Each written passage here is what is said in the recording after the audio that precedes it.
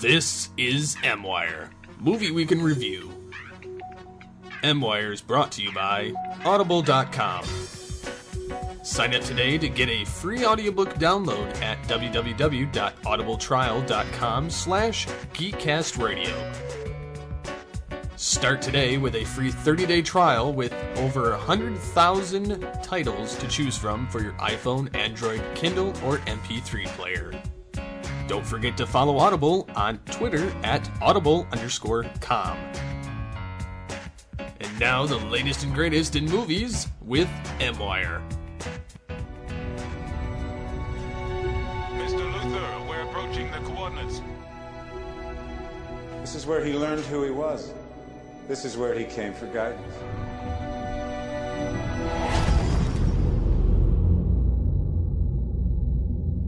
Tell me everything.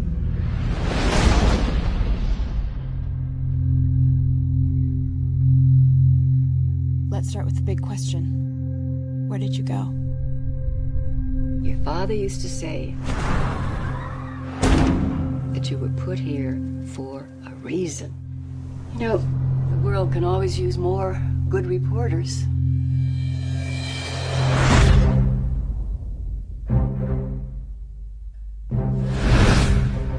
I want to know it all. Everything. Also, I want to see photos of him everywhere. Hark, hey, welcome back. So you've met the Munchkin? Hello. Fearless reporter Lois Lane is a mommy.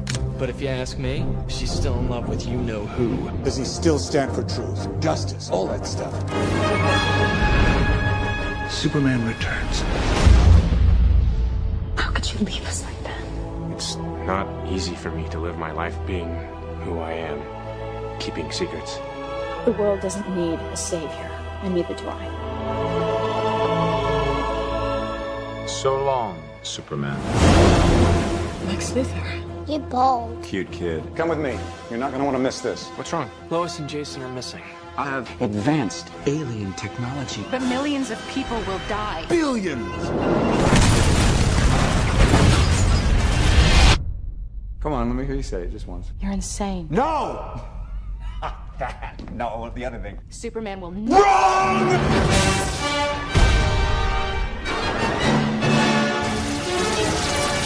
Bring it on!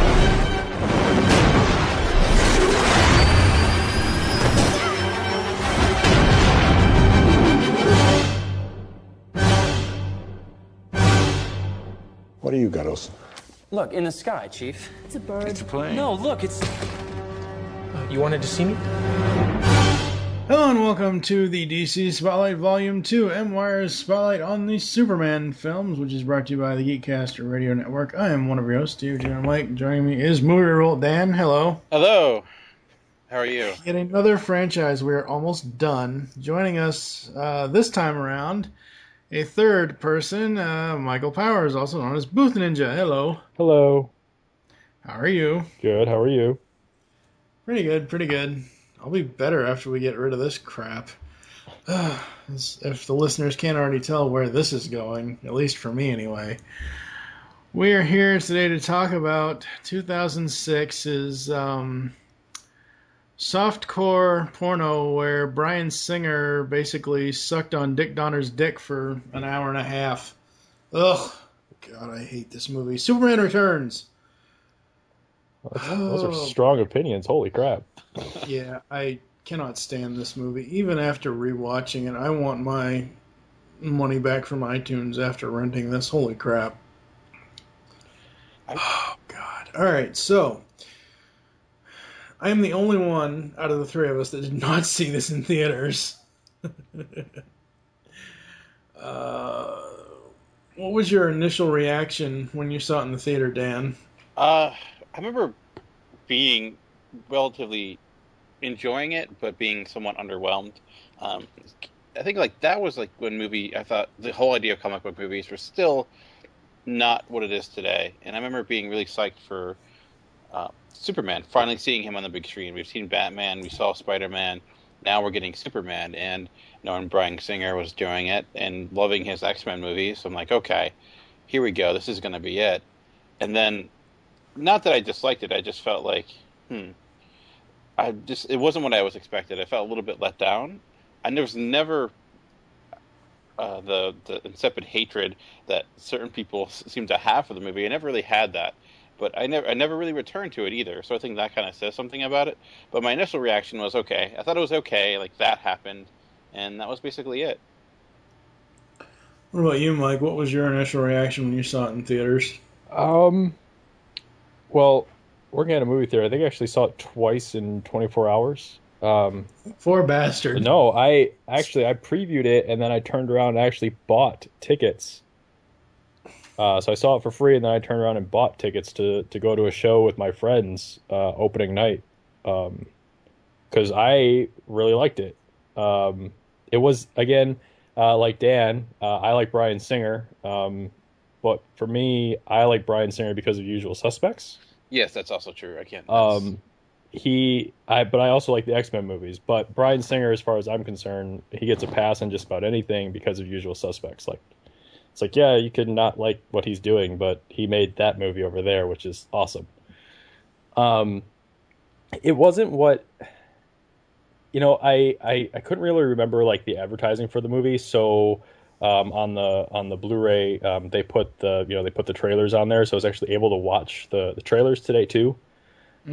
Wow, the trailers were so missed the mark on what that movie actually was. Yeah. But I was never disappointed with the movie, and I know, obviously people dislike the movie immensely, but I rather enjoyed it for what it was, which was basically either Superman 2.5 or the actual proper Superman 3. And I just watched it again today, and I still enjoyed it, and I think I actually own 2 copies of it. I have it on HD DVD and Blu-ray. HD DVD. Yeah, I know. However, it was cheaper for me to buy the HD DVD add-on for my 360 than it was for me to buy a Blu-ray player at the time. Yeah. But the one scene in Superman Returns that I can watch over and over and over again is the plane. I've tried over the years to rewatch the movie from beginning to end. Even though I own 2 copies of it, I think I've only watched it twice at home. But I can watch that one scene, chapter skip, all the way to it, over and over and over again, because it's so good. But no, I liked the movie. I liked it when I saw it in theaters. The people that I went with actually enjoyed it. And I watched it again today.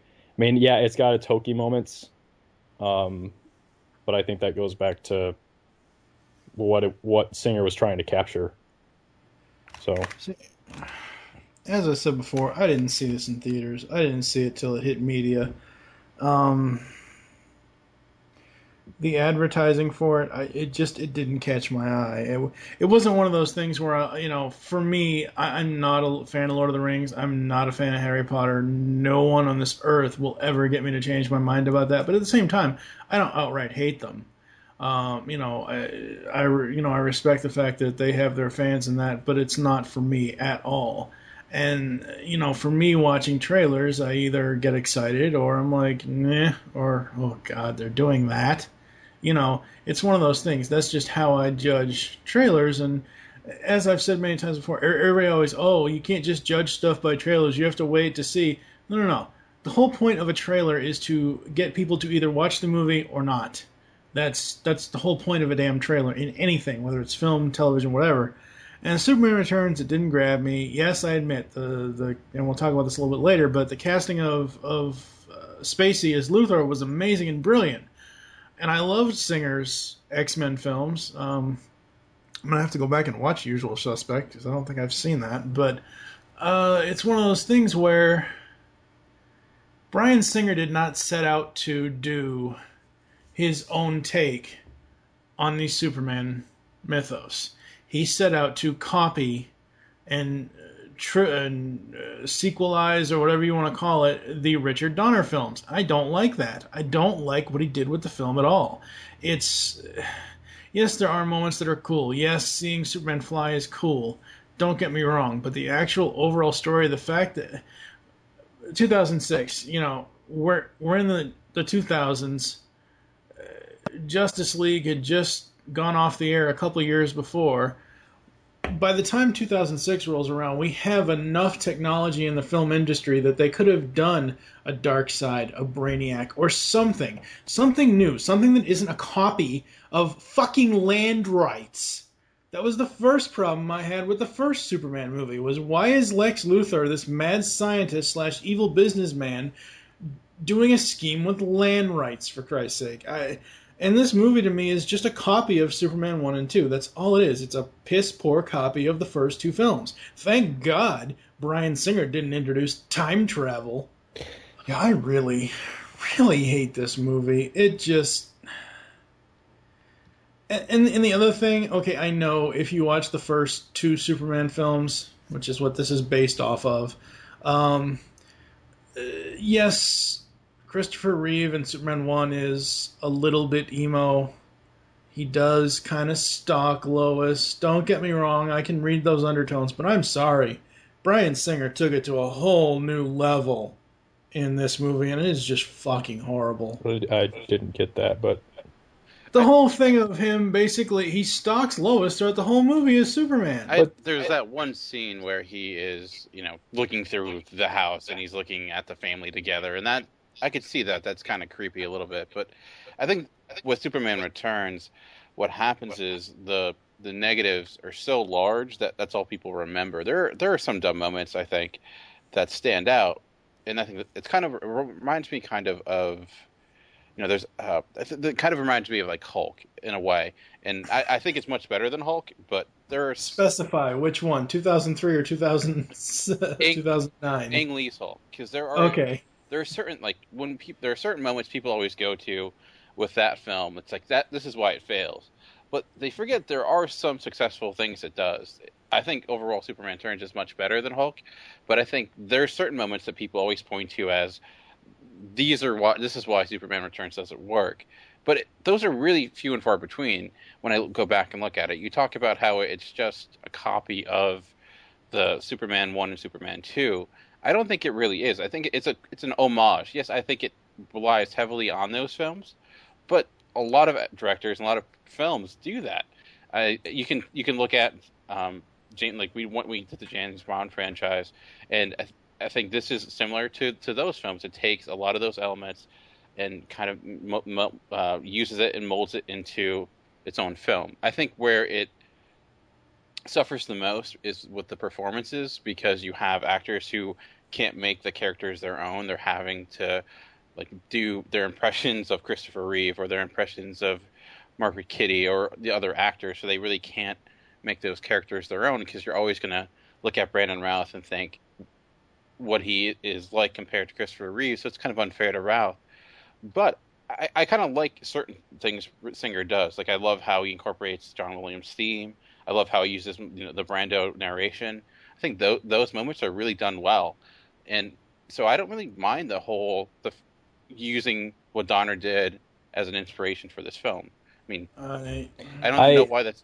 Go ahead, Mike. Well, really quick before Mike goes, and before we got to transition and adjust the facts here in a minute, because I don't think we've done that yet.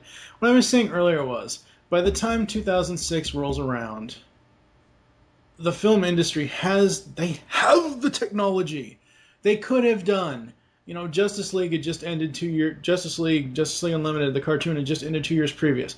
I would have rather Bryan Singer, instead of trying to homage and copy Dick Donner, I would have rather had him go in, tell his own story based on another one of Superman's villains, like a Brainiac, like a Darks, something else, something. This movie, to me, as I said before, it just feels like a complete carbon copy combination of the first two films that Richard Donner did.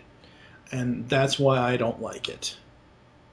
What were you going to say, Mike? I agree with Dan to a point. I don't think it's, like I said, I think it's more Superman 2.5 or Superman 3, because it does rely on the first two, and a lot. I enjoy it. I don't really like the first two Superman movies, but I am all for. I really enjoyed when I started up the movie today, and the opening credits were basically identical to what Superman and Superman 2 were, where you've got the 70s outline of a name, and then it flies at the screen. I really appreciated all those little touches that he did to say that this is a continuation of the story that was started so long ago. And I agree again with Dan that everyone was kind of pigeonholed into, portraying. It's not Brandon Routh playing Superman. It's Brandon Routh playing Christopher Reeves playing Superman, and that it's kind of like, and it's kind of fun seeing that. It's kind of like in Star Trek when you see Chris Pine do his impersonation of William Shatner doing Kirk for like a split second. And that kind of stuff shines through, but then they're able to make the characters their own. I do wish Singer would have just made his own Superman movie, because I would have liked to have seen a Superman movie from Bryan Singer. Exactly. And I do wish that it's... I just appreciated that he was... I appreciate what he was trying to do, and he succeeded at what he was trying to do. I also realized that, this is one of the few movies I can remember that where the movie came out and there wasn't immediately like a sequel greenlit before it even hit the screen. And I feel like Singer and the team, like there was somewhere they wanted to go and they couldn't go there, and you're upset that Lex basically, it's like he was the same Lex as from the first two movies, and that's because it was Kevin Spacey playing Gene Hackman. Yeah, okay, I didn't want to get the name wrong, but that's who I thought it was. Gene Hackman playing Lex Luthor, and yes, he succeeded incredibly at that. But it's kind of like, well, let's just do this so we've got more connections to that franchise, and it's kind of like maybe they thought, in the next one, if we can get one, we'll do something bigger and better. But yeah, that's kind of where I rest. It's like, Singer had a vision, he set out and he accomplished it, and I rather enjoyed it. I like seeing Superman in a modern age. Although I think a lot of people were expecting something different, especially coming off of 2005's Dark Knight. Or not Dark Knight, Batman Begins. Batman Begins, yeah. And like I said, the trailers for the movie even portrayed something darker, more menacing. Than what it actually was, yeah. I mean, but the second half, though, where he gets the crap beat out of him, that gets pretty dark. But I really enjoy that part. But I think it's good. But like I said, I think today's the first time I've watched it in like 6 years. But like I said, I've only watched that one scene like half a dozen times because it's awesome. All right, let's head it over to JT with Just the Facts, and we'll be back with more thoughts on Shitty Returns after this. 5 years ago, Superman disappeared into the depths of space upon learning that there were large pieces of the planet Krypton remaining, large enough that some of his people may have survived. And in the time that he has been gone, the people that he once knew have changed. Lois Lane won herself a Pulitzer Prize for her article, Why the World Doesn't Need Superman. It also appears that the megalomaniacal criminal mastermind Lex Luthor is up to his old tricks. After Superman failed to appear at his trial as a witness, Luthor was released from prison. Lex then manages to con a rich old lady into marrying him so that when she dies, he inherits all of her money and kicks the rest of the family out of the house. Not wasting any time, Lex, his new assistant Kitty Kowalski, and his henchmen set off in his new yacht and sail north for the Fortress of Solitude.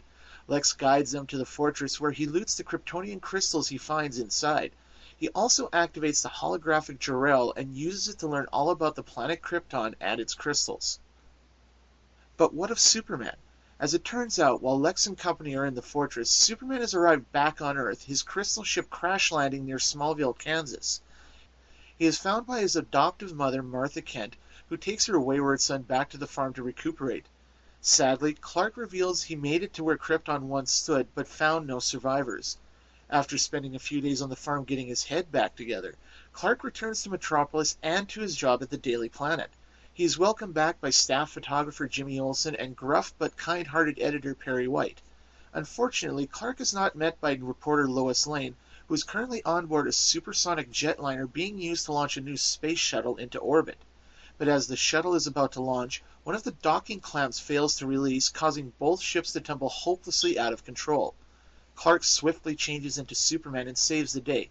He unhooks the shuttle and sends it into orbit, then flies and saves the jetliner from crashing into a packed baseball stadium. Superman enters the plane to check on the passengers and to drop them a little reminder on a safe way to travel. Well, I hope this experience hasn't put any of you off flying. Statistically speaking, it's still the safest way to travel. After he's sure everyone is alright, Superman takes off before Lois can talk to him. Unknown to Superman and the authorities, the shuttle's technical problems stem from Lex and his men experimenting with the crystals he stole from the fortress.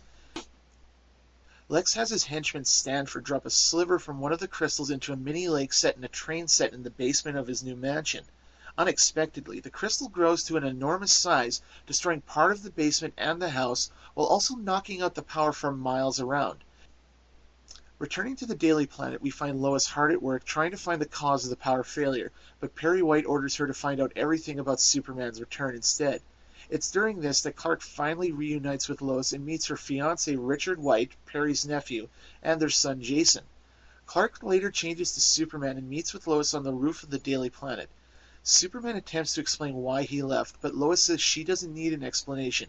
The world has kept on going fine without his presence, and she has outgrown her need for him as well. Hurt by her words, Superman throws himself back into fighting crime. He stops a bank robber holding off police with a Gatling gun and saves Kitty Kowalski from crashing her Mustang. However, this is all a ruse set up by Lex Luthor, who breaks into a museum and makes off with a large meteor rock. A large green meteor rock.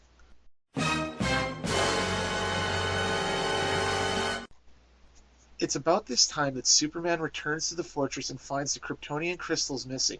And while Superman is dealing with the home invasion, Lois continues researching the power outages. Her investigations lead her to Lex's mansion, though she doesn't know that Luthor is involved just yet. She, of course, does what any level-headed mother would do in this situation and brings her asthmatic son along with her on the hunt.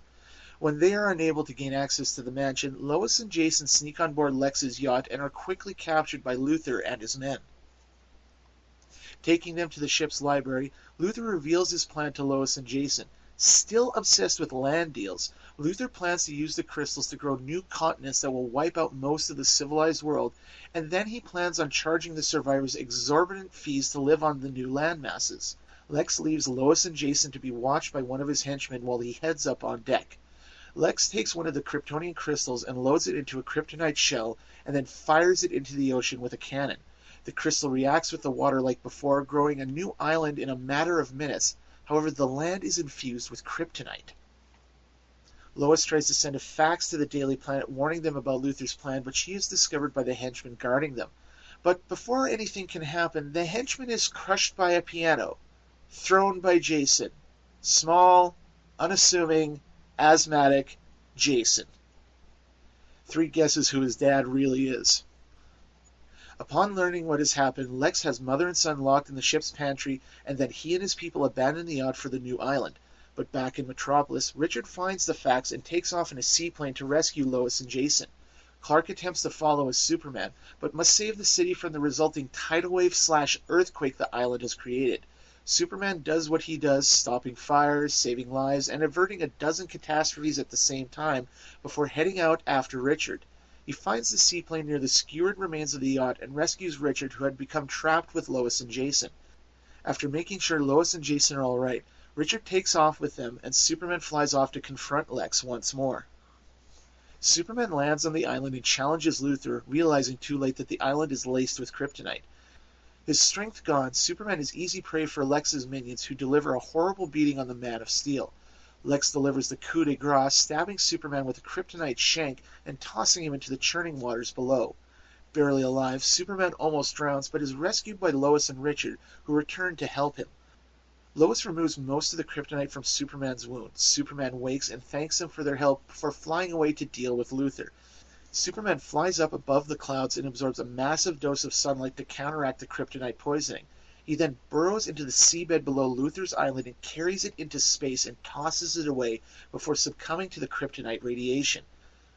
Lex and Kitty manage to escape before he does this, but Kitty dumps the crystals before they take off in a helicopter. Superman falls to Earth, crashing into a park in Metropolis. He is quickly carried away to a hospital where surgeons are able to remove the remaining kryptonite, but are unable to revive him afterwards. Several days go by, and Superman still does not wake up. Everyone, from Martha Kent to Perry White, are beside themselves with worry over Superman. Lois and Jason come to visit, and we see Lois whisper something into Superman's ear, and we are led to assume that Jason is the result of Superman and Lois's one-night stand from Superman 2. Jason gives Superman a hug and a kiss goodbye before they leave, and when the nurse enters a few moments later, we see that Superman has woken up and flown out the window. Later that night, Superman flies by Lois and Richard's house and slips into Jason's room to check on his son, and gives him some words of wisdom that Jor-El once spoke to him years before. You will be different.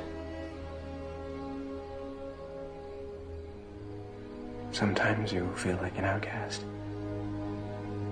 but you'll never be alone. You will make my strength your own.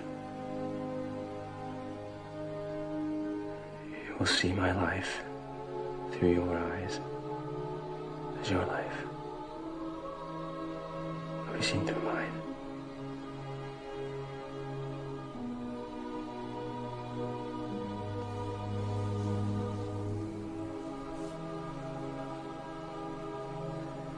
The son becomes the father, and the father becomes the son.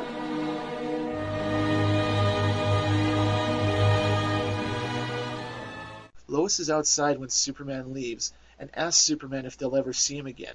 The Man of Steel simply replies that he'll always be around. The film ends with Superman flying off into the night, ready to protect the world once again.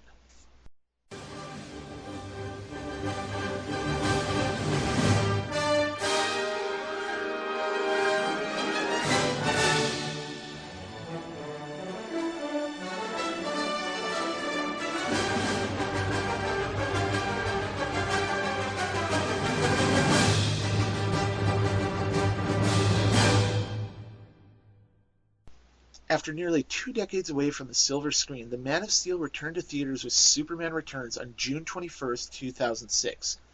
The film was directed by Bryan Singer, who had success previously directing the first 2 installments of the X-Men film franchise, as well as the upcoming sequel Days of Future Past. The honor of portraying the Metropolis Marvel went to newcomer Brandon Routh this time around, and he led an all-star cast that included Kate Bosworth as Lois Lane, Kevin Spacey as Lex Luthor, Frank Langella as Perry White, Parker Posey as Kitty Kowalski, and Cyclops himself, Jason Marsden as Richard White. The film was generally well received by fans and critics. Film critic for The Village Voice Jay Hoberman wrote that he thought the film wouldn't leap a building in a single bound, but that he loved how Singer remade the father of all comic book movie sagas. And Washington Post reviewer Stephen Hunter said the movie was great fun despite its 2.5-hour running time. However, you can't please everyone. Other critics complained about the lengthy runtime and how Singer basically rebooted the franchise.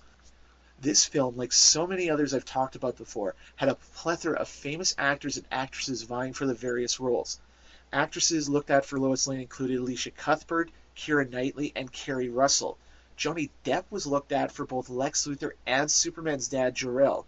And there were no less than 10 men looked at for Superman. These included Josh Hartnett, Paul Walker, Matt Bomer, Brendan Fraser, Ashton Kutcher, David Boreanaz, Henry Cavill, Jim Caviezel, Jerry O'Connell, and Hayden Christensen. It may be cool to note that Henry Cavill would be later cast as Superman in this summer's Man of Steel movie, and that TV's Matt Bomer would go on to voice Superman in the upcoming direct-to-DVD animated film Superman Unbound. The script almost had a touch of J.J. Abrams to it, the current Lord of Star Wars and Star Trek, turned in a script that reimagined Superman as an exiled Kryptonian prince who grew up in Smallville dating Lois Lane and is menaced by CIA agent Lex Luthor. Yeah, probably would have had a lot of lens flares in that one too. Director Bryan Singer even went so far as to recreate the iconic cover of Action Comics #1 in the scene where Superman catches Kitty Kowalski's runaway car. But perhaps the most well-known bit of trivia about the film is that it pretty much ignores the existence of Superman's 3 and 4, picking up the story about 5 years after the end of Superman 2. Bryan Singer said in interviews that this change was made to the story in order to bring newcomers to the franchise up to speed, as well as serving as a refresher course for longtime fans. Believe it or not, this was the first Superman movie I ever got to see in theaters, which I'm kind of grateful for because the only other one I ever had a chance of seeing was The Quest for Peace. Kind of dodged a bullet there. Suffice to say, I love this film. Sure, it was half a remake and half a reboot, but it gave me something I had never seen before. Superman on the big screen. Brandon Routh did an awesome job as the new Man of Steel, and Kevin Spacey was awesome, as he always is, as Lex Luthor. The only real complaint I had about the movie was Kate Bosworth. I just did not buy her as investigative reporter Lois Lane. Well, there was that, and Lex Luthor still being obsessed with owning beachfront property. Come on, you're Lex freaking Luthor. Build a kryptonite death ray or something. This has been Just the Facts for Superman Returns. I'm JT from Saskatoon, sending you back to the rest of the crew on today's edition of M-Wire. Later. Eh? These are iconic, and they were taken by a 12-year-old with a camera phone. What do you got, Os? I got those. Look, in the sky, Chief. It's a bird. It's a plane. No, look, it's... You wanted to see me? So we are back to Richard Donner's Superman... Oh, I'm sorry, Bryan Singer's Superman Returns. Thank you, JT, for all those Just the Facts. Very awesome and interesting. I find it strange and cool of all the people that JT listed that were going to eventually play Superman, and one of them actually did. Matt Bomer, star of White Collar on USA Network, voiced Superman in the most recent animated feature, Superman Unbound, which I severely, even though I haven't seen it, but I'm not too much in agreement with Dan's review of that film. From what I've seen of it, it looks cool. But anyway, Superman Returns, Mike, you were saying earlier about can't you give it its due a little bit, and that's like, yeah, I can. Like you mentioned with the title sequence, I thought the title sequence was great. The main problem I have with this movie, why I think it sucks, is the plot and the story. That's the only reason why I think it sucks. Is as I said, it's a carbon copy of Richard Donner's films, and I know Singer was trying to homage it, but he could have just stayed on with X-Men 3 and made that movie. He wanted to do both. That's a whole other side of this whole thing. That's one of the reasons why I hate Fox with a passion. I think, too, that's a lot where the hatred from that movie comes from, is because that movie was such a disappointment, and it came out a month before Returns, and people are like, well, if he's leaving, Superman Returns must be great, if for the X-Men Last Stand to be such a dud, and then it wasn't the best thing ever, so then it in turns was the worst thing ever. So I think that's where because this has a huge reputation of being a horrible movie, and I don't know where that comes from. You talked about the overall story, and I do think if any of the Superman movies, Superman 1, 2, and this one, though those are strong films, their plot were never that great. They weren't that great, but they were enjoyable. For me, as I said back in those episodes here in the DC Spotlight Volume 2, if you just go by the Lester version and not the recut Donner edition, Superman 1 and 2, I like them. The plots aren't the best in the world, but they're not. Like, Superman 2 specifically, it's Superman versus General Zod. I mean, you can't get much better than that when it comes to at least one of Superman's rogues gallery outside of Lex Luthor.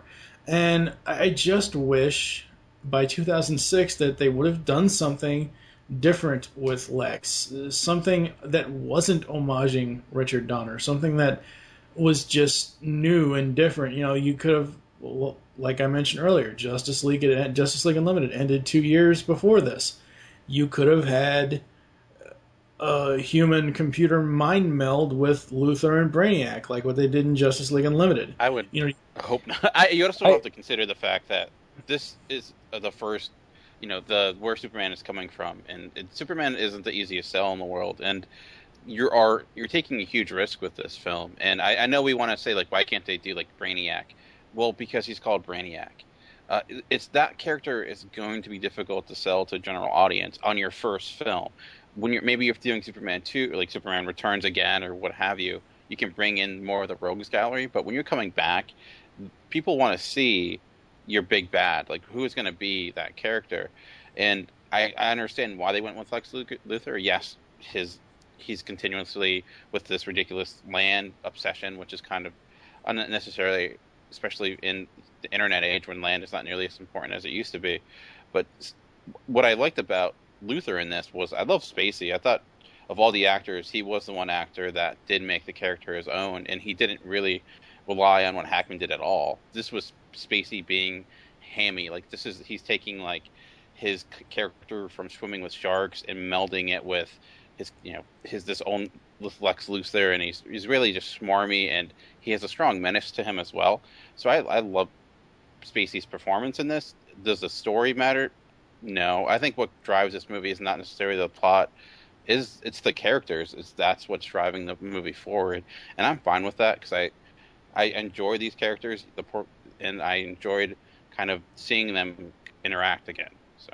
Well, the other thing too is I know like superhero movies were just comic movies were kind of coming into their own. Like this is it's still on the upswing, so I know superhero movies were just coming into their own, but it's kind of like an extraterrestrial force at that part was kind of would have been a little too much to ask of the audience, because I know Marvel just kind of started introducing cosmic extraterrestrial things into their franchises. So it's kind of like, was the movie going audience just getting into comic book superhero movies? Would they be ready for an extraterrestrial threat of that kind? So I think it was better to ground everything in the humanity, I agree, because if you look at, Iron Man didn't happen yet. We're coming off of Batman Begins, which really brought the comic book movie back to reality, like you mentioned. So trying to then go from that and to bring it into even more like absorbent, like like an alien force coming in, would be kind of, I think, like you mentioned, too much for an audience to kind of be able to digest. It's that's why I think with the X-Men films, they kind of their characters were kind of died down. For the most part, they didn't have any of the really crazy characters. Like Phoenix didn't really come into the third film, and that's after they kind of established themselves. And even Marvel's first cosmic movie, Thor, didn't have a whole lot of extraterrestrial or alien or anything like that in it. You had didn't have anything in it at all. You had the Frost Giants, but that's not a leap. That's not like a, I don't know. People are used to like that, like mythical creatures like that. They're not. It's like Lord of the Rings in a Marvel world, yeah. Yes. Which is why Marvel's so careful with bringing in all this cosmic stuff, and they're kind of teasing it to the audience and kind of spoon feeding it to them, so that when it actually does show up, holy cow. Yeah. So yeah, I think we're all in agreement. Maybe I don't know. Dan hasn't said it, but I think we all would have liked to have seen Singer come at it with his own take, kind of like Zack Snyder's doing with his movie. But Snyder, which we'll talk about next week, Snyder is doing, from what I've seen from the trailers, he's doing Zod, but it's his own version. It's his own. He's not trying to copy something, and even if Bryan Singer did his own thing and they couldn't use Brainiac, like Dan said, because Brainiac might not be marketable to a mainstream audience, you sure as hell can market Darkseid. Anyone could market Darkseid out of that, to a mainstream audience. He is basically the big bad that is overlord of this world, who wants to destroy other worlds. So I think he's a setup character, though. I don't think he's we're going to start a new trilogy right here, and this is like, I don't think Returns could have been. Like, even if Returns was its own, it was starting its own thing. Like, it drew a line in the sand, like Batman Begins did, and said, "This is where this Superman story starts." I don't think you could have done that. I think he would have been like a teaser thing at the end in the credits, like Darkseid. He's like, or he's sitting there looking at the planet from a ship in orbit. Like, I think it would have had to have been more human. I don't even know if people would buy Lex as like the president, or at that point it's like, could they have done Lex in the armored suit? I don't. Sure, they could have. They could have. That would have been more plausible to me than Lex in a kryptonite powered suit would have been more doable than, say, like one of his heavier hitters. Like, I feel like that would have been the next movie. Yeah. Which, unfortunately, we never got. The problem is, I'm sorry to cut you off, the problem is, and many people and I have talked about this before, Marvel knows, whether Marvel is licensing out to Fox or Sony, Marvel still has some of their people attached to the projects. They know what they want to do with their films, whether it's the licensed out stuff or whether it's Marvel Studios. Because DC is owned by Warner, Warner is like, "Ew, comics, put it in the corner." You know, Warner Brothers has never embraced, and that's why over the last 30, 40 years, we've only had Superman, Batman.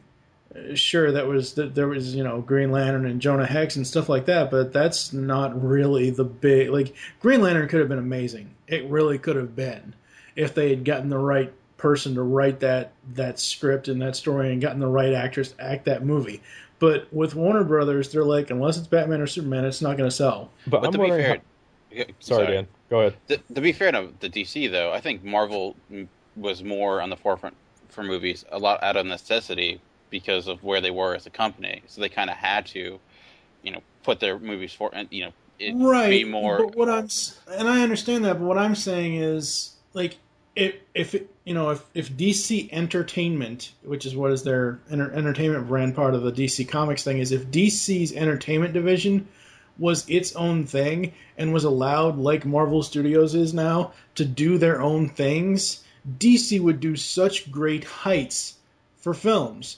But because Warner Brothers is the parent company, and the executives at Warner Brothers are, I don't know, 100 and something years old, I'm exaggerating here, but you know what I mean? They're old fogies that, comic books, no, we can't market that. You know what? I don't know.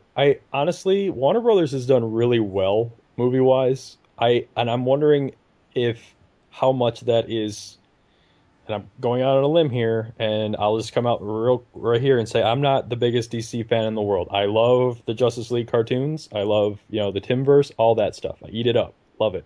But at the end of the day, I'm wondering how marketable, like how hard it is. I mean, you got to think, how hard is it to sell a Wonder Woman movie? I mean, just think about it for a second. It's not, you have to be able to appeal to everybody. At some point you run into, and again, the kind of a stretch, but you run into like a John Carter kind of thing. Like, how do you like, I mean, John Carpenter was originally like the Princess of Mars. And then it was like, okay, and Disney went, well, if it says princess in it, guys won't go see it. And then it was like, if you name it something else, then girls won't go see it. So girls won't go see it, but guys will. Yeah, and then it was like, let's just call it John Carter, and then no one goes and sees it. So it's kind of like, if you call something Wonder Woman, we're all going to go see it because we all know what it is. We want to see it. But it's kind of, at the end of the day, how do you market something like that? Like, do you change the name? Do you pull like a Man of Steel and just call it like Amazon, something? Do you? I think it's possible. I mean, if you can make Blade into a marketable character, I think you can take nearly any character and do it. Because if you look at what they did with those films, they completely changed that character, and you ended up having the comic books actually copy the character from the movies. Yeah, but I know go ahead. Sorry. Well, Blade isn't a runaway success either. I mean, they were rather successful for the time compared to today. Yes, I mean their budgets are a lot smaller. They're not, the $300 million films. But if anything, I'd like to see DC do that because I think they have a pretty strong gallery of characters, and I know they've been trying to do. Yeah, I mean they've been trying to do the Lobo film for like 20 years. It seems like every time with DC it's always in development and then it never happens.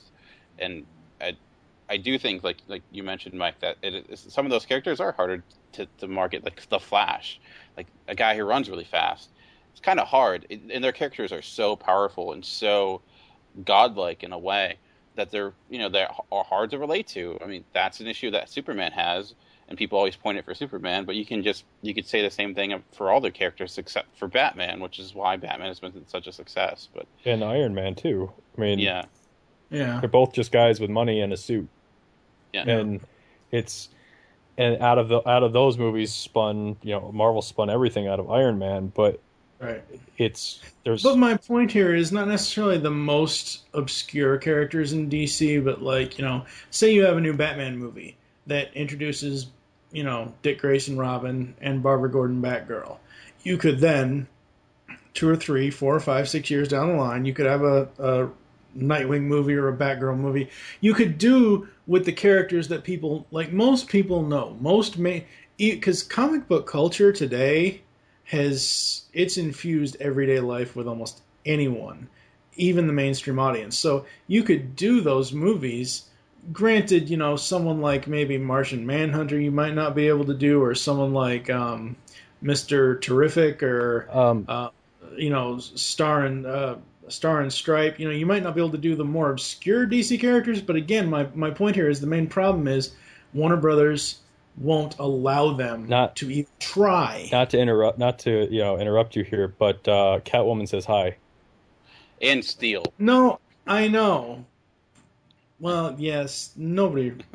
Hey. Yeah, only major nerds remember Steel. But no, I know. But what I'm saying is, if the next Batman movie, say for example, it introduces Dick Grayson Robin, and somehow during the movie he and Batman have a falling out, most of us know, unless they're just gonna leave it at the falling out, most of us know what happens with Dick Grayson afterwards is he becomes Nightwing. You could then have a Nightwing movie. I'm saying the major characters. I'm not Catwoman. To hell with Catwoman. I mean, Michelle Pfeiffer or nothing as far as the current what's currently out there. But as far as the live action, but getting back to Superman Returns, I don't know. Let's talk about the cast, because it's a star-studded cast. It really is. I mean, even though Routh is a relative unknown, but Kate Bosworth. I mean, Kevin Spacey can pretty much do no wrong in any film role he plays. And like I said, I do like certain things about this film, but for me, and this is most of everything, the story matters to me. Might not matter to most people, but it does matter to me. And if it's a story I've seen before, then I probably won't watch it again, no matter who's acting it out. Cyclops as Richard White. Oh, I'm sorry, James Marsden. Parker Posey as Kitty Kowalski. Marlon Brando as Jor-El, which that wasn't...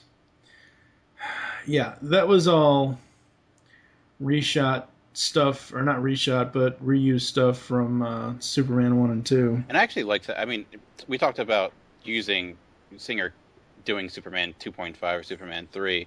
I think if he just relied on like the Marlon Brando voiceover and just maybe the score, I think that would have been enough. But to kind of do as much as he did, like I think was a little too much. But I did like the incorporation of Brando coming back. I mean, we haven't seen him since the first Superman film, and so I did like that little touch.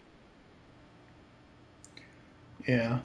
The cast overall is a good cast. They with what they were given for a script, they performed it well. I do kind of miss Otis, though. It's actually kind of a bummer that the movie turned out as bad as the script and the story is as quote unquote bad as it is, because I believe, and I could be wrong, I think these are the same guys that wrote X-Men 1 and 2. Didn't he take them? Singer took them with him when he left. Let me see here. Screenplay by Michael Dougherty and Dan Harris. I could be very wrong. But Michael Dougherty did write for X-Men 2. He didn't write for X-Men 1. And I do believe Singer worked with the screenwriters with X-Men, even if they didn't get writing credit. They at least contributed in some way. So it is kind of strange that the story here is kind of, the script here is kind of the weak part. Maybe they were too focused on like getting things, or the homage, homages, matching up, things get match up, yeah, and then less concerned about, like, I don't know, making a plot that is interesting and connects really well. Because if you look at the events of the film, they kind of do play out really randomly. Like the Lex Luthor story and this Superman story are kind of forced together at the end, just to kind of have them two meet. There are some connecting the dots. Like you talked about the airplane sequence, and I think overall the action is pretty solid, but that is the one standout moment, and that's the one time where the Lex Luthor storyline and the Superman storyline actually meet, and you actually have action, not just for action's sake, but it kind of relies on the plot as well. But what did you guys think of the overall action and the special effects for Superman Returns?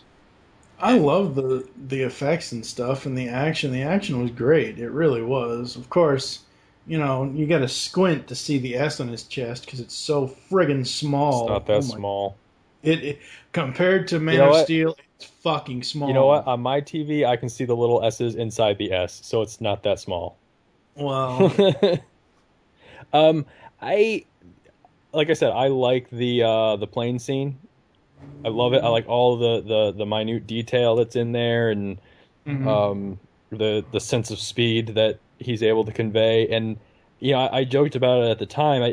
I don't so much think that now, like watching it today, like I did then. But that scene, it kind of felt like my joke was with people is like, I wonder if that was like the last scene of the movie, and Bryan Singer just pushed Brandon Routh out of a plane without a parachute. And just said, fall to the ground while I film you dying. Because it looks really good, and it did at the time. It doesn't so much now, but the other little feats in the movie, I didn't really care for. I don't really care. Like, they were just all feats of strength for the most part, outside of him flying really, really fast a lot of the time. Yeah, like the saving of Metropolis when he's going through and catching the gigantic Daily Planet ball, or melting glass so it doesn't fall in the crowd. Overall, I kind of found the action was rather limiting for the most part, and the overall final climax especially was kind of a letdown. Not necessarily the part where you see him get the crap kicked out of him, but more so just like where it leaves you. You're kind of waiting for a big moment, and you see, he throws the island into space, and it seems to be Superman's move for everything. It's throw it into space. That's his key. It's like, just throw it into space. After watching Superman 4 last week, it's just so much throwing things into space. It kind of goes crazy. But yeah, I agree with Mike. I think we're Powers, I should say. That there are moments here and there that work, but overall, there isn't much action in general. There's a few beats here and there, but it really. There's that one bank heist with that gigantic machine gun, which I think was just there to put in the trailer. Besides that, there really is not much to really go on. What did you guys think of the bullet to the eye? Because I know that's what a lot of people hate that. It's kind of, I get what they're going for, and it's an interesting image, but it's kind of, I guess it's, I don't know. It's okay. I don't hate it, but it is kind of stupid. Yeah, I like the way it plays out, because he gets that look on his face, like, yeah, like, and then that scene is like over with, which I think is funny. I think that whole thing you still could have done the bullet to the eye in a much different way. I like the way they did it in the trailer better, from what I can remember. I think because I thought in the trailer it was the actual gigantic machine gun that hits him in the eye, and not the guy. That's how it looks in the trailer. Yeah. For me, with the bullet to the eye, it reminds me of Mission Impossible 2 with the knife to the eye that Wu likes to do, where the knife is like 2 inches from Tom Cruise's eye in one of those final scenes. I try to forget that movie as much as possible. Mission 2 wasn't nearly as bad as Superman 4, so no, like I said, I do enjoy the action. I do enjoy the title sequencing stuff. I think what I take away from this movie is that I won't ever watch it again simply because of the crappy story. If instead of, because I actually looked up the two different screenplay writers or whatever, they both worked on X2. Neither one of them, as far as I can tell, worked on X1. And every time I hear, oh, Bryan Singer's working on this or Bryan Singer's working on that as far as superhero or comic book movies, it seems to me, does he also do writing on them? Not just directing? Because I could have sworn that was one of the things with X-Men 1 and 2 and with this, where he was also doing part of the writing. He's very hands-on with his stuff, I know that. Right, yeah. He usually always gets a producing credit along with the directing credit. I don't think he's ever been credited as a screenwriter. Yes, he has.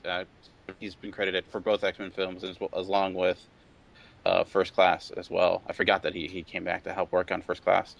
Right. It's very evident. Yeah. Yeah, it's very, very evident. But it's one of those things where, to me, Dan, you were saying earlier where the plots don't really meet up. I'm having flashbacks of last week. Yeah, I don't think it's as bad as last week because No, it's not. No. I admit and I agree. It's not as bad as last week, but just the overall tone for me in the movie, I just didn't care for it at all. Is it the plot being haphazard? Could that be the fact that Superman's doing his thing, Lex is doing his thing, and they're both just waiting for Lois to stumble on the plot? I think that's the issue. Like Lois, because I think that could be part of the problem. Yes, Luthor never went after Superman. He was just he was like stealing Superman's stuff and doing his own thing. And Superman didn't know that he really stole his stuff until after he already had it. And Lois was the only one like even investigating what was happening in the entire movie. Like Superman didn't even decide to look into why stuff happened. It seems like they were kind of indifferent towards each other, like as if Lex Luthor didn't even know Superman came back, and Superman wasn't even aware that Luthor was out of jail until like the last third of the film. The one thing I do wish that Singer relies on heavily with Superman Returns that they had in Superman 1 and 2 was like the religious allegory, how they make Superman into this savior figure, and that was one issue that I had because it's so ham-fisted, and I think you can do that, but I think they kind of did it in such a forceful way that it was a little unnecessary at times when they pointed out so much. Like the one moment that kind of comes to mind is when Lois Lane is flying with Superman, and he's talking about being the savior, and that the piece she writes about, do we really need a Superman? And I just felt that I understand what they're going for. It was already done so previously, and I just didn't think it was needed, and didn't really add anything to the overall context of the film. What about the kid? Oh no, I didn't like it in Superman 3. I'm sure as hell not going to like it here. Oh, there was a kid in Superman 3? I haven't seen 3 or 4. I think. Okay, well, just without spoiling it for you, if you ever want to go back and look at 3, Clark goes back to Smallville, meets up with Lana, who is played by Annette O'Toole, who would eventually play Martha Kent in Smallville. Okay. She has a son. It's not directly said that it's Superman's son. There's no scene where he, lifts up a tract. There's no. It's said that she says that it's someone else's son, but the way that the writing was done in that film, they make you want to think that it's Superman's son. But that's where this kid came from, was an homage to that. I thought it was an homage to them sleeping together in Superman 2. It's both. It's both because, I don't mind the kid. I kind of like the fact that they kind of made him into this. He has the asthma, and you can kind of see like, okay, so this is what happens if an alien sleeps with a Earth woman, and they kind of have a kid who has superpowers, but he can't breathe correctly. I do kind of think they telegraphed that a little bit too much, but I don't know. It is kind of odd because you make Superman into like a deadbeat dad who's been away for his entire life. But I don't know. I didn't mind. I know people tend to hate that, but I thought it was all right. It's not a huge issue with me. I, if anything, I think that would be something they could have expanded on more if they did another movie. But I did. Talking about the religious allegory to the film, that was one of the moments I felt it actually worked. Like seeing him talk to his son and kind of relaying the same message that his dad did. I like that moment. So I think that moment kind of made it work for me. Yeah. What did you think, Powers? The kid didn't bother me, but like I said, I having no knowledge of Superman 3, I just thought it was a direct continuation of events in Superman 2. Because, I understand you can reverse time, but I just thought it was a thing out of, because again, Lana was never in this. Like, I don't know. Yeah, I think it is. I think that's the design because it seems like Singer is kind of forgetting that 3 and 4 happened. Yeah, which I understand. Which is kind of I think if any correlation with the kid from 3 is just by happenstance. It's not like meant to be there. I'm not saying Singer was directly homaging it, but you had asked Dan, what do you think about the kid? And the first thing I thought of was because I had recently seen, over the last couple of weeks, I had seen Superman 3. I'm like, oh, it reminds me of this. That's really, I don't know, this movie. I did while watching it today. There's a, I mean, we're not worried about spoiling this, but no, after he hits, it's 6 years old, 7 years old. After he hits the ground after throwing, the rock into space, and he hits the ground and it fades to black. I was just thinking in my head, I was like, because I knew the movie still had like 30 minutes left to go or something like that, and I was like, how awesome would it have been if it just ended right there? Yeah, like that fade to black if it had just gone to credits, like. Yeah. Have you seen Superman Batman Apocalypse, one of the animated features? I think I have. It's the one with Darkseid, voiced by Andre Braugher. It's based on the Supergirl Last Daughter of Krypton. They have a moment like what you're just saying in there, where the battle ends, it fades to black, and you think it's over, and then boom, we're on the Kent farm.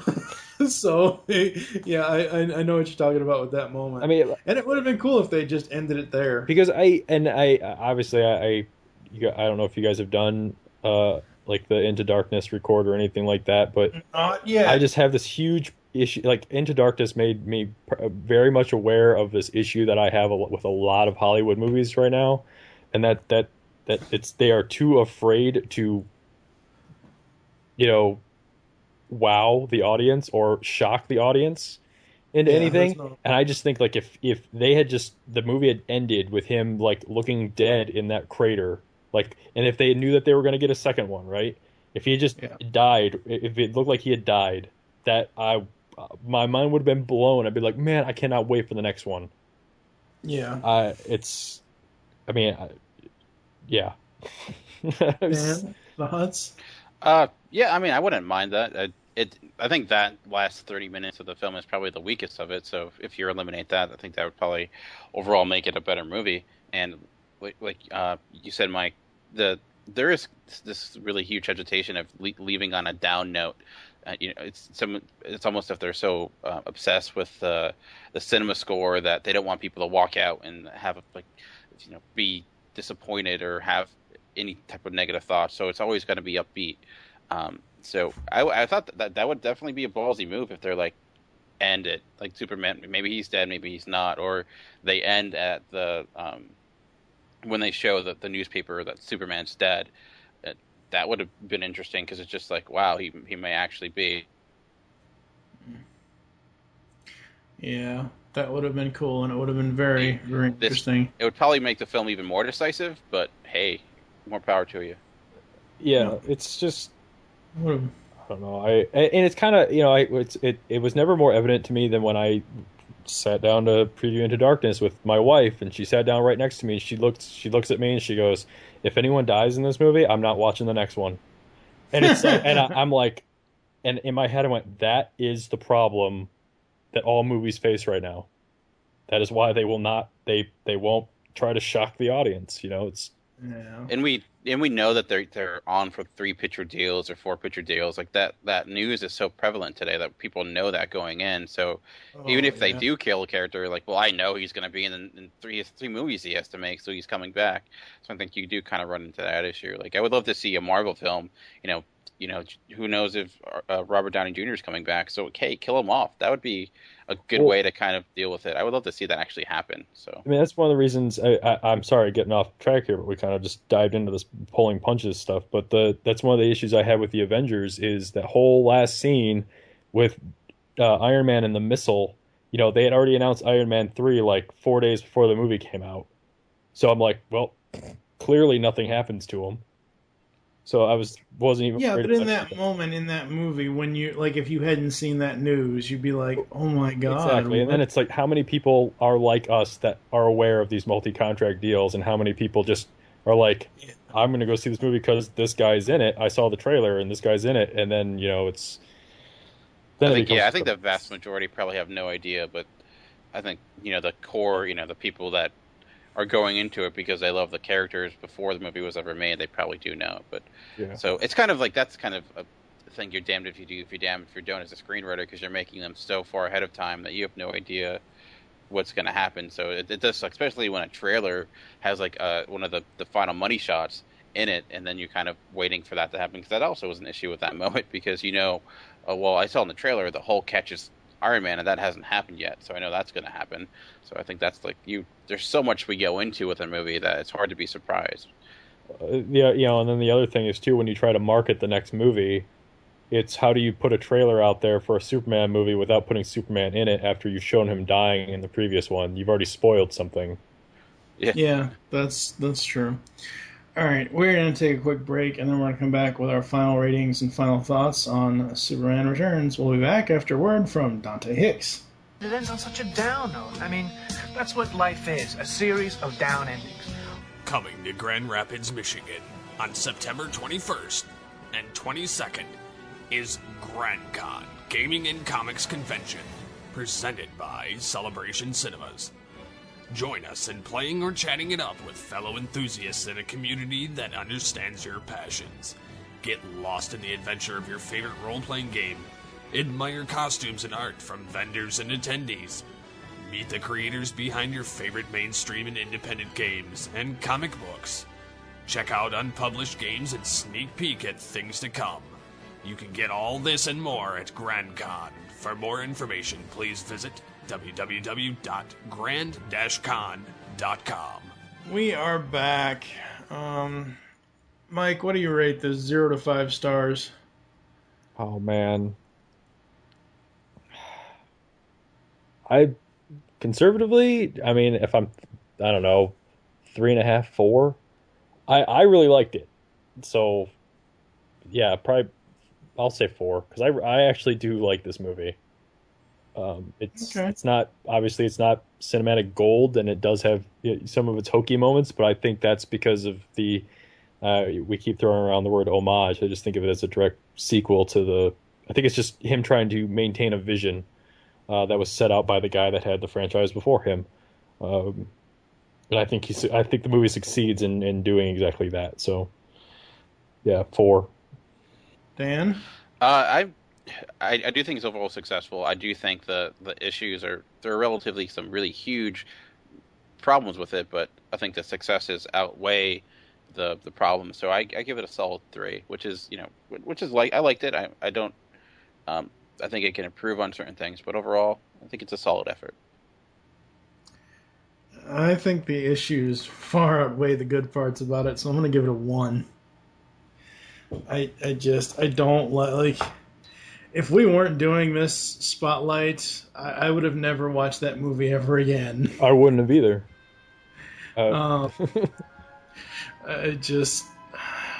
Honestly, I usually don't like to fall back on my whole it's nostalgia thing, but honestly, I would rather watch Superman 4 again than watch this again. I know Dan's over there. I don't. Yeah, I mean, that's your own personal hell that you can live in. I don't know why you'd ever go back to that movie. So, all right. Mike, what's going on with Off the Cuff? We just recorded an episode today. It's we just ramble on about the Xbox One announcement. I don't know. That's about it. It'll go up Friday. So, which would have been about 3 weeks ago. So what? I'll tell you in a minute. We hope you enjoyed our review of Superman Returns here at MWire's DC Spotlight Volume 2, and wish you'll join us next week when we'll be talking about the brand new Zack Snyder Man of Steel, which it hopes to be the best Superman movie ever. For now, I am TFG and Mike with Movie Revolt Dan and Booth Ninja 81 Mike Powers. Keep your eyes to the skies, ladies and gentlemen. We will catch you next week for the grand finale of the DC Spotlight Volume 2.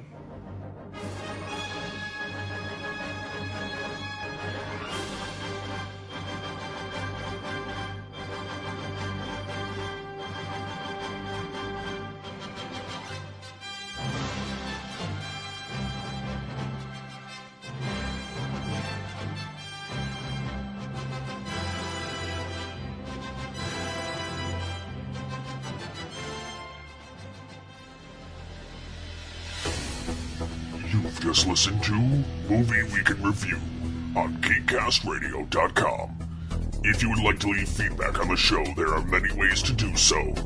First, you can visit the website, GeekCastRadio.com, where you can comment on the episode and all of our different podcasts.